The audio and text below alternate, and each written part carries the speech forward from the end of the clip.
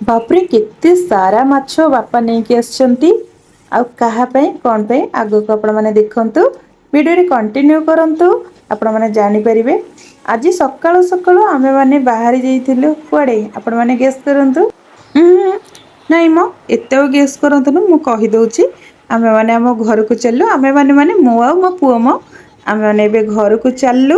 ଆଉ ଦେଖନ୍ତୁ ଆମ ଗାଁ ର ପରିବେଶ ଟା କେତେ ସୁନ୍ଦର ଲାଗୁଛି। ମାନେ ଚାରିପଟେ ଧାନ ବିଲ ଆଉ ଥଣ୍ଡା ଥଣ୍ଡା ପାଗ।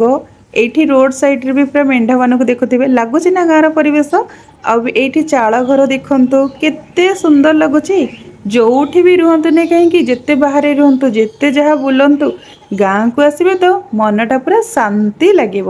ଆଉ ତା ପୁଣି ନିଜ ପରିବାର ଲୋକଙ୍କୁ ଦେଖିକି। ଏକା ଯିଏ ରହୁଥିବ ନା ସିଏ ହିଁ ଜାଣିଛି ସେ କଷ୍ଟ କଣ। ଆମେ ତ ଆସିକି ଏଇ ଭିତରେ ଆମ ଘରେ ପହଞ୍ଚି ଗଲେଣି। ଆଉ ଆମକୁ ବାପା ବୋଉ ଦେଖିକି ନା ମୋ ବାପା ଯାଇକି କେତେ ସାରା ମାଛ ଧରିକି ନେଇ ଆଉ ଏଇଠି ଦେଖୁନାହାନ୍ତି ମୋ ପୁଅ କେମିତି କେତେ ଖୁସି ହଉଛି ଗାଁକୁ ଆସିକି। ଛୋଟ ଛୋଟ ମାଛ ଯିଏ ଅଛନ୍ତି ସେମାନଙ୍କୁ ମଗରେ ବୁଡେଇକି ତା ସହିତ ଖେଳୁଛି। ଏଇଠି ନା ମୁଁ ଭଉଣୀ କି କହିଲି କି ମାଛ ଧରେ ତାର ଗୋଟେ ଫଟୋ ଉଠେଇବା।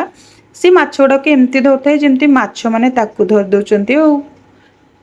ଆଉ ଏଇଠି ମାଛ ଗୁଡାଙ୍କର ଆମେ ସବୁ ଏତେ ଫଟୋ ସୁଟ କରୁଥିଲୁ ଯେମିତି କିି ମତେ ଲାଗିଲା ସେମାନଙ୍କର ପ୍ରି ୱେଡିଙ୍ଗ ଫଟୋ ସୁଟ ଚାଲିଛି। ତାପରେ ଏଇଠି ମୋ ବୋଉ ଖରା ତରା କିଛି ନ ମାନିକି ଝିଅ ଆସିବା ଖୁସିରେ ମାଛ ଗୁଡାକ ପୁରା କାଟି ଦଉଥାଏ। ମାନେ ମାଛକୁ ପୁରା ଖତରନାକ ଭାବରେ କାଟୁଥାଏ ଯେମିତି କିି ତାର ପୂର୍ବ ଜନ୍ମର ଶତ୍ରୁତା ଅଛି ମାଛ ସହିତ। ତାପରେ ଏଇଠି ନା ମୋ ବୋଉ ଆକ୍ଚୁଆଲି ତା ଦେହ ଭଲ ନାହିଁ ସେଥିଲାଗି ସେ ଏମିତି ଗୋଡ ଲମ୍ବେଇକି ବସିଛି ଦୟାକରି କେହି ଆପଣ ମାନେ ବ୍ୟାଡ କମେଣ୍ଟ ଦେବେନି। ବୋଉର ଯେହେତୁ ଦେହ ବହୁତ ଖରାପ ଅଛି ତ ସେ ବସି ପାରୁନି ସେଥିପାଇଁ ଗୋଡ ଲମ୍ବେଇକି ବସିଛି। ମୋ ବୋଉ ଏଇଠି ମାଛ କାଟୁଥାଏ ଆଉ ମୁଁ ଭିଡିଓ କରୁଥାଏ ବୋଉ ତ ଜାଣି ପାରୁନି ମୁଁ ଭିଡିଓ ବନଉଛି ବୋଲି। ବୋଉ ତାପରେ କହୁଛି କି ତୁ କାହିଁକି ଏତେ ସାରା ଭିଡିଓ କରୁଛୁ। ମୁଁ ତ ମାଛ କାଟୁଛି ମୁଁ ଏମିତି ବସିଛି ମୁଁ କହିଲି ହଉ ବସେ ସେଥିରେ କଣ ଅଛି। ତାପରେ ମୋ ପୁଅ ଏଇଠି ଭାକୁର ମାଛ ଟାକୁ ଧରିକି କହିଲା ମାମା ସମସ୍ତେ ତ ଫଟୋ ଉଠେଇଲେ ମୋର ବି ତ ଗୋଟେ ଉଠାଅ।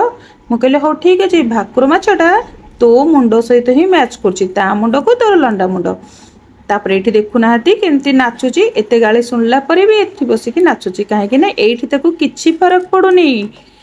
ଆଉ ତ ସେଇ ଭିତରେ ମୋ ଭଉଣୀ ମାଛ ଗୁଡାକ ଭଲ ଭାବରେ ଧୋଇ ଏଠିକି ନେଇ ଆସିଛି ଲୁଣ ହଳଦୀ ଗୋଳେଇବା ଯେହେତୁ ଅଧିକ କ୍ୱାଣ୍ଟିଟିର ମାଛ ଅଛି ତ ଛୋଟ ଜାଗାରେ ଗୋଳେଇ ହେବନି ସେଥିପାଇଁ ଗୋଟେ ବଡ ଜାଗାକୁ କାଢିଦେଲୁ। ଆଉ ଲୁଣ ହଳଦୀ ବଢିଆ ସେ ମୋ ଭଉଣୀ ତାକୁ ଗୋଳେଇ ଦେଲା ଯେମିତି କିି ଲୁଣ ହଳଦୀ ଟା ମାଛ ଦେହରେ ମିଶିଯିବ। ଦେଶୀ ମାଛ ଥିଲା ସେଥିଲାଗି ଟିକେ ଅଧିକ ହଳଦୀ ପକେଇଥିଲୁ କି ତାର ଆମିଷିଆ ସ୍ମେଲ ଟା ନହବା ପାଇଁ। ତ ଆପଣ ମାନେ ବି କହିବେ କି ମାଛଟା ତ ଆମିଷ ସ୍ମେଲ କେମିତି ହବନି ନାଇଁ ତୋର ଗୋଟେ ଆମିଷ ସ୍ମେଲ ଥାଏ ନା ଆମିଷଟା ତ ଆମିଷ ଭଳିକା ଲାଗିବ। ବଟ୍ ଯେହେତୁ ତାର ଗୋଟେ ଆମିଷ ସ୍ମେଲ ଆସିଥାଏ ଭଲ ଲାଗେନି ତ ଟିକେ ଅଧିକ କ୍ୱାଣ୍ଟିଟିର ହଳଦୀ ପକେଇଲେ ତାର ଆମିଷ ସ୍ମେଲଟି ହୁଏନି। ତାପରେ ଏଇଠି ଭଲସେ ଗୋଳେଇ ଦେଲା ପରେ ମୁଁ ଚୁଲିରେ କଡେଇ ବସେଇ ଦେଇଥିଲି ଆଉ ଜାଣିଥିବେ ତ ଗାଁ ମାନଙ୍କରେ ଚୁଲିଟା ହଉଛି ଫେମସ ଚୁଲିର ରୋଷେଇଟା ତ ମତେ ବହୁତ ଭଲ ଲାଗେ। ତ ଆପଣ ମାନଙ୍କୁ ଭଲ ଲାଗେ ନାହିଁ ଆପଣ ମାନେ ନିହାତି କମେଣ୍ଟ କରିବେ। ମତେ ତ ଲାଗେ ଚୁଲିର ରୋଷେଇଟା ହିଁ ସବୁଠୁ ବେଷ୍ଟ ଯୋଉଠି ବି ରୋଷେଇ କର। ତ ଯେତେ ଆମେ ଗ୍ୟାସ ଇଣ୍ଡକ୍ସନରେ କଲେ ବି ଚୁଲି ରୋଷେଇଟା ହିଁ ସତରେ ଟେଷ୍ଟ ଲାଗେ। ତାପରେ ଏଇଠି ନା ମାଛ ଗୁଡାକ ସବୁ ଭଲସେ ଭାଜି ଦେଇଥିଲୁ। ଦେନ୍ ଏଇଠି ତରକାରୀ ପାଇଁକା ପ୍ରୋସେସ ଚାଲିଥିଲା। ପିଆଜ ଆଉ ଟମାଟର ମୁଁ ପକେଇ ଦେଇଥିଲି ସେଇ ସାଙ୍ଗରେ ଆଳୁକୁ ବି ପକେଇ ଦେଇଥିଲି କାହିଁକି ନା ଆଳୁକୁ ମୁଁ ଭାଜି ନଥିଲି। ପୂର୍ବ ଦିନ ରାତିରେ ବର୍ଷା ଆଉ ପବନ ପାଇଁକା ଗାଁରେ କରେଣ୍ଟ ହିଁ ନଥିଲା ତ ଅଦା ରସୁଣ ଛେଚିକି ପକେଇବାକୁ ପଡ଼ିଥିଲା। ଛେଚା ସ୍ମେଲ ଟା ବି ବହୁତ ଭଲ ଲାଗେ ଆଉ ଟେଷ୍ଟ ବି ବହୁତ ଭଲ ଥାଏ। ତାପରେ ଏଇଠି ଲୁଣ ହଳଦୀ ପକେଇକି ମସଲାଟା ହେଲା ପରେ ପାଣି ଦେଇ ଦେଇଥିଲି।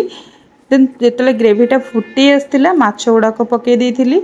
ତାପରେ ମାଛଟା ବି ମାନେ ଦେଖୁଥିବେ କି କେତେ ସୁନ୍ଦର ଭାବରେ ଫୁଟି ଆସିଲାଣି।